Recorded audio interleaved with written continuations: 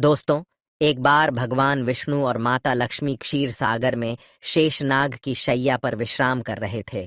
तभी विनता पुत्र गरुड़ उस स्थान पर आ जाते हैं और भगवान विष्णु तथा माता लक्ष्मी से पूछने लगते हैं, हे प्रभु, मैं पृथ्वीलोक का भ्रमण करके आया हूँ। मैंने देखा कि पृथ्वीलोक पर अनेक मनुष्य नित्य स्नान करते हैं, किंतु फिर भी दुखी ही रहते हैं। उनके दुखी रहने का क्या कारण है? हे प्रभु, आप मुझे बताइए कि स्नान करने की सर्वोत्तम विधि क्या है? स्नान कब और कैसे करना चाहिए? स्नान करते समय कौन से मंत्रों का उच्चारण करना चाहिए? मेरे मन में इन सभी प्रश्नों को जानने की इच्छा निर्माण हो रही है। गरुड़ जी माँ लक्ष्मी से भी पूछते हैं, हे माता, मैंने यह भी देखा है कि अनेक महिलाएं नित्य स्नान करके आपकी पूजा आराधना करती है, किंतु फिर भी उनके घर में आपका वास नहीं होता है। इसका क्या कारण है? गरुड़ जी द्वारा इस प्रकार से प्रश्न पूछने पर भगवान विष्णु कहते हैं, हे पक्षीराज, तुमने उचित ही प्रश्न किया है। स्नान करना अत्यंत आवश्यक होता है। स्नान से ही शरीर शुद्ध होता है। स्नान करने से ही शरीर पवित्र होता है और मनुष्य पूजा पाठ आदि कर्म करने के पात्र बनता है। इसीलिए मनुष्य को नित्य स्नान करना चाहिए। तुम्हारे सभी प्रश्नों के उत्तर देने से पूर्व मैं तुम्हें एक अत्यंत पवित्र कथा सुनाता हूँ। उसे तुम ध्यान से सुनो। इस कथा में तुम्हें तुम्हारे सभी प्रश्नों के उत्तर प्राप्त हो जाएंगे। इतना कहकर भगवान विष्णु ने गरुड़ जी को स्नान का महत्व बताते हुए एक कथा सुनाई है, जिसे सभी मनुष्यों को ध्यान से सुनना चाहिए।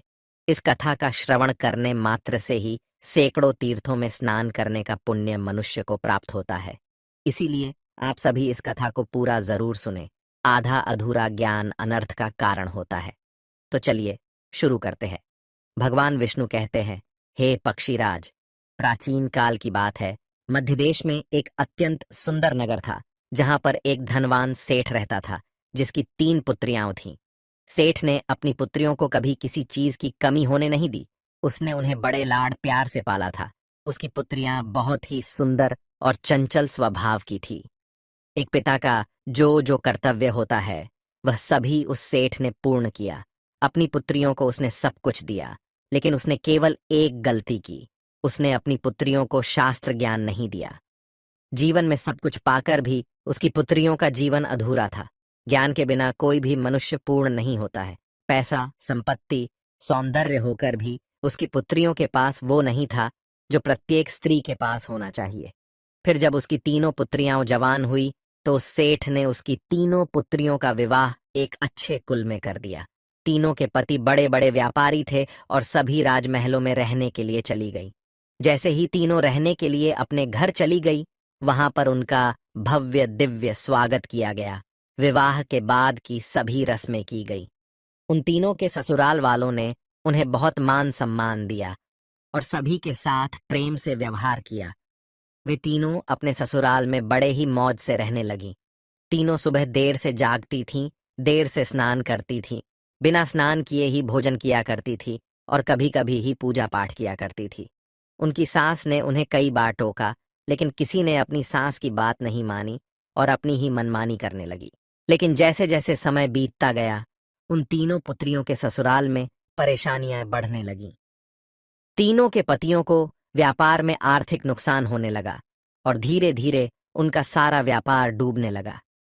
दूसरों से कर्ज लेकर वे अपने व्यापार को चलाने लगे, लेकिन फिर भी उन्हें घाटे का ही सामना करना पड़ा, जिससे घर में क्लेश होने लगा। बार बार लड़ाई झगड़े होने लगे। जब से ये तीनों उन घरों में रहने के लिए चली गई थीं, तभी से उनके घर में संकट आने शुरू हो गए थे। उन तीनों बहनों के ससुराल में पैसे की इतनी तंगी हुई कि उन्हें अपना घरदार सब कुछ बेचना पड़ा और वे सभी झोपड़ी में जाकर रहने लगे। लेकिन वे तीनों बहनें झोपड़ी में रहना पसंद नहीं करती थीं। इसीलिए वे अपने ससुराल को छोड़कर मायके में वापस आ गई और अपने पिता के साथ रहने लगी। अपने घर पर आकर भी उन तीनों की आदत नहीं बदली और घर पर आकर भी वह तीनों बहनें बड़े मौज से रहने लगी। वहां पर भी वे तीनों देर से उठती थीं, देर से स्नान करती थीं, बिना स्नान किए ही भोजन किया करती थीं, जिस कारण से उनके पिता को भी व्यापार में नुकसान होने लगा और उसकी भी आर्थिक स्थिति खराब होने लगी। फिर एक दिन उनके द्वार पर भगवान विष्णु एक साधु का रूप धारण करके आ गए। सेठ ने उस साधु का प्रेम से स्वागत किया और उनके पैर धोकर उन्हें प्रणाम किया। फिर सेठ ने उस महान साधु को अपना दुख बताया और उस पर निवारण करने के लिए उपाय पूछा। सेठ ने अपनी पुत्रियों को भी बुलाया और साधु को उनके बारे में भी सारी हकीकत बता दी। जैसे ही उस साधु ने सेठ की तीनों पुत्रियों की तरफ देखा तो उन्हें सारी हकीकत पता चली। उन तीनों बहनों के चारों ओर नकारात्मक शक्ति का घेरा बना हुआ था, जो उनके साथ ही चल रहा था। वे जहां पर भी जाती, वह नकारात्मक ऊर्जा उनका पीछा नहीं छोड़ रही थी। उस सिद्ध साधु ने उस सेठ से कहा, तुम्हारी तीनों बेटियों की आदतों के कारण उनके चारों ओर नकारात्मक ऊर्जा का घेरा बना हुआ है। इसी कारण से ये जहां पर भी जा रही है, वहां पर केवल दुख और संकट आ रहे हैं। तुम्हारी तीनों पुत्रियां अत्यंत आलसी हैं। ये देर से जागती है, देर से स्नान करती है, बिना स्नान किए ही भोजन करती है, और यही वजह है कि उनके जीवन में ये संकट आ रहे हैं। फिर उस साधु ने उस सेठ को और उनकी पुत्रियों को अत्यंत महत्वपूर्ण ज्ञान दिया और उसका नित्य पालन करने के लिए कहा। भगवान विष्णु कहते हैं, हे वत्स, स्नान के 4 प्रकार होते हैं: ब्रह्म स्नान, देव स्नान, आर्षि स्नान, मानव स्नान और दानव स्नान। इन्हें समय के अनुसार वर्गीकृत किया गया है। शास्त्रों में ब्रह्म मुहूर्त में किए जाने वाले स्नान को सर्वश्रेष्ठ माना गया है। ब्रह्म मुहूर्त यानी कि रात्रि का अंतिम प्रहर और सूर्योदय से ठीक 1.5 या 2 घंटे पहले का समय होता है, यानी कि साधारणतः सुबह 4 से 5:30 तक का समय। शास्त्रों में यह समय दिन का सर्वश्रेष्ठ समय माना जाता है, क्योंकि इस समय वातावरण में अद्भुत और चमत्कारी ऊर्जा व्याप्त होती है। यह समय देवताओं का समय होता है। इस तरह देवताओं का स्मरण करते हुए ब्रह्म मुहूर्त में किए जाने वाले ब्रह्म स्नान को सर्वश्रेष्ठ स्नान कहा गया है। इस समय स्नान करने से और स्नान के तुरंत बाद सूर्य देवता को अर्घ्य देने से जीवन में सुख, समृद्धि और शांति आती है। दिन भर मनुष्य का तन और मन ताजगी और सकारात्मक ऊर्जा से भरपूर रहता है। ब्रह्म स्नान करने पर मनुष्य रोग तथा बीमारियों से दूर रहता है। उसका शरीर निरोगी और स्वस्थ रहता है। दूसरा है देव स्नान। सुबह 5 से 6 बजे के बीच किया जाने वाला स्नान देव स्नान कहलाता है। सभी पवित्र नदियों का स्मरण करते हुए किए जाने वाले इस स्नान को भी श्रेष्ठ स्नान माना जाता है। इस समय स्नान करने से मनुष्य के शरीर में सकारात्मक ऊर्जा का संचार होता है और सभी प्रकार की नकारात्मकता और बुराई शरीर से बाहर निकल जाती है। इस तरह देव स्नान के समय स्नान करने से तन के साथ साथ मन भी शुद्ध और पवित्र हो जाता है। इस समय पर स्नान करने से धन संपत्ति में वृद्धि होती है। मनुष्य को सभी भौतिक सुख प्राप्त होते हैं। सुबह सुबह जब आकाश में तारे नजर आते हैं, उस समय के गए स्नान को ऋषि स्नान कहते हैं। यह भी श्रेष्ठ स्नान होता है।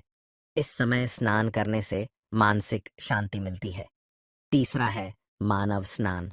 सुबह 6 से 8 बजे के बीच में किया जाने वाला स्नान मानव स्नान कहा गया है। यह स्नान सूर्योदय के समय या सूर्योदय के ठीक बाद में किया जाता है।